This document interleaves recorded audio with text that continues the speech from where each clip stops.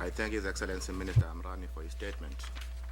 I now give the floor to His Excellency Mr. Michael Link, Minister of State at the Federal Foreign Office of Germany. You have the floor, sir.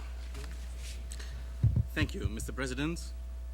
I would like, first of all, to thank His Excellency Sheikh Hamad bin Jassim bin Jaber Al Thani and His Excellency Nabil Al Arabi for their briefings. I commend the efforts of the League of Arab States towards resolving the crisis in Syria. It was important for this Council to listen to you today.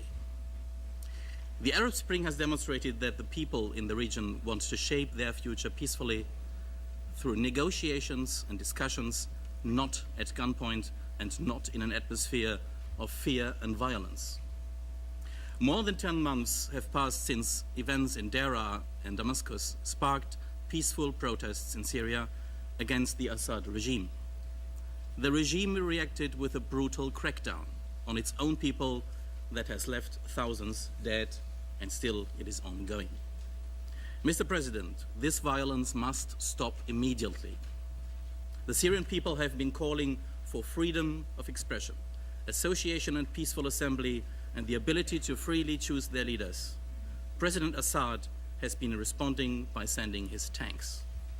The Arab League has heeded the calls of the people in the region.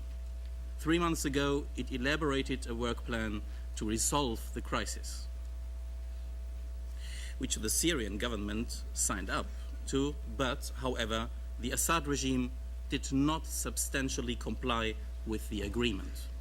There was no cessation of violence, not all of those arrested were released, and there was no withdrawal of the military from the cities and residential areas.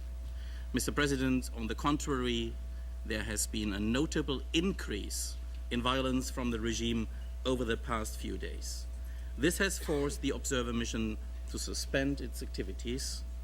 The country stands at the brink of civil war with repercussions for peace and stability in the region. The Council has been silent too long.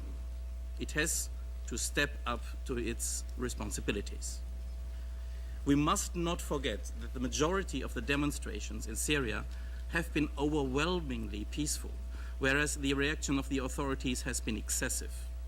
Those facts have been recorded by the International Commission of Inquiry established by the Human Rights Council. This is why we also advocate a Security Council Commission of Inquiry. As the report of the Commission of Inquiry concludes, the systematic human rights violations perpetrated by the Syrian regime have been conducted pursuant to deliberate state policy. Members of the Syrian military and security forces may have committed crimes against humanity.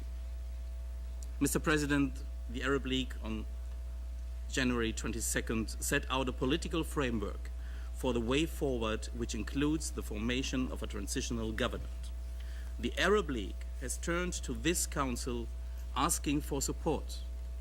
We hereby lend our voice to their demands, and we fully support their plan and all their previous efforts. We must seize this opportunity. Now is the time for the Security Council to act. The draft resolution endorsing the demands made by the Arab League is on the table.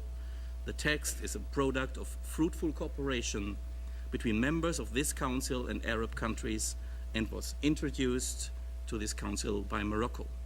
It has Germany's full support. Mr. President, we have to work for a political solution with regional ownership. We do owe it to the Syrian people not to close our eyes in the face of the ongoing repression. It is our responsibility, that of the members of the Security Council.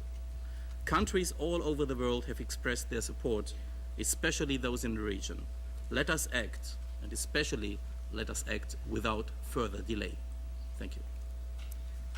I thank His Excellency Minister of State Link for his statement. I now give the floor to the representative of Pakistan.